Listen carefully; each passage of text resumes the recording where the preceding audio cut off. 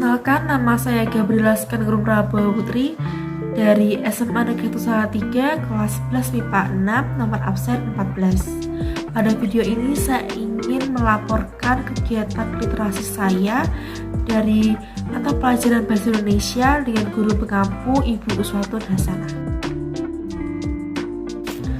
Judul buku cerdas sensasi ayat saya adalah Laut Bercerita dari karangan Laila S. Chudori, cetakan ke-16 di kota Jakarta dengan tebal buku 379 halaman. Isi buku ini adalah seorang tokoh bernama Laut yang mengikuti kegiatan aktivis mahasiswa bernama Winatra. Ia bersama teman-temannya melakukan kegiatan dan gerakan-gerakan pada zaman Orde Baru untuk menentang adanya peraturan-peraturan pemerintah yang menyeleweng. Diceritakan juga bahwa Laut bersama teman-temannya ditangkap, disekap oleh pasukan rahasia karena kegiatan mereka yang tidak diizinkan oleh pemerintah pada saat itu. Laut memiliki jiwa pantang menyerah dan juga semangat yang tinggi. Ia adalah seorang anak laki-laki dari kedua saudara oleh orang tua yang berada di Solo. Laut sangat suka membaca buku. Ia sering membaca buku sastra karya-karya orang ternama, bahkan dari karya-karya buku yang pada saat itu dilarang oleh pemerintah. Keyakinan yang tinggi pada Laut memberikan dia untuk rasa berani mengajukan aspirasinya kepada pemerintah, hingga ia menyuarakan pendapatnya pada DPR. Di dalam buku ini terangkum jelas bagaimana perjuangan Laut pada saat itu.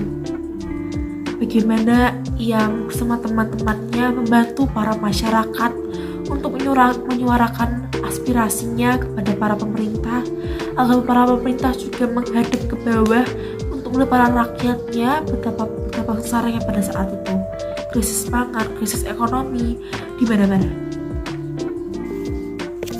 Teman-teman Laut yang saat itu juga sepemikiran dengan Laut ikut membantu Laut dan gerakan ini dan organisasi ini yang bernama Winatra, sehingga mereka bisa menyuarakan aspirasinya walaupun banyak resiko yang dapat terjadi nantinya.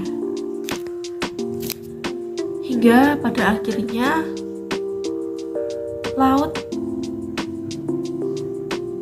diculik, disekap, disiksa, disetrum, dipukul, ditendang, hingga dibunuh di laut. Betapa sedihnya orang tua Laut yang saat itu berada jauh dari laut, yaitu tepatnya di kota Solo, mendengar kabar bahwa anaknya hilang. Adiknya Asmara, yang saat itu ulang tahun, merasakan kehilangan seorang kakak laki-laki, walaupun jarak usianya jauh, namun perhatian terhadap Asmara. Teman-teman Laut yang berada di organisasi yang sama, yaitu yang di Winatra, ikut membantu mencari Laut di mana berada. Mereka sudah membayangkan bagaimana kondisi Laut pada saat itu. Bagaimana jika Laut hilang entah di mana. Bagaimana jika Laut tidak dikubur dengan layak. Bagaimana jika Laut tidak ditemukan, apa yang akan terjadi. Namun ternyata tak lama kemudian, buktinya tahun 1998, para mahasiswa telah berhasil menurunkan presiden pada waktu itu dan mendapatkan keadilan masyarakat. Bahkan beberapa undang-undang diubah karena adanya kejadian tahun 1998. Di buku ini banyak sekali hal-hal yang menarik dan mencuri perhatian. Adanya buku ini memberikan pandangan banyak orang bahwa pada kejadian 1998 itu bukanlah hal yang biasa, bukanlah semesti-mesti bukan salah para mahasiswa, namun adalah salah pemerintah. Pada 98 banyak undang-undang yang diubah dan ditegakkan keadilannya.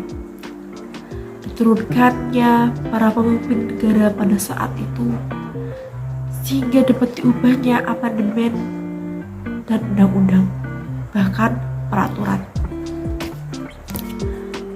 Pada sejarah kali ini kita mungkin hanya mendengar beberapa halaman atau beberapa bait dari sejarah dari tahun 1998.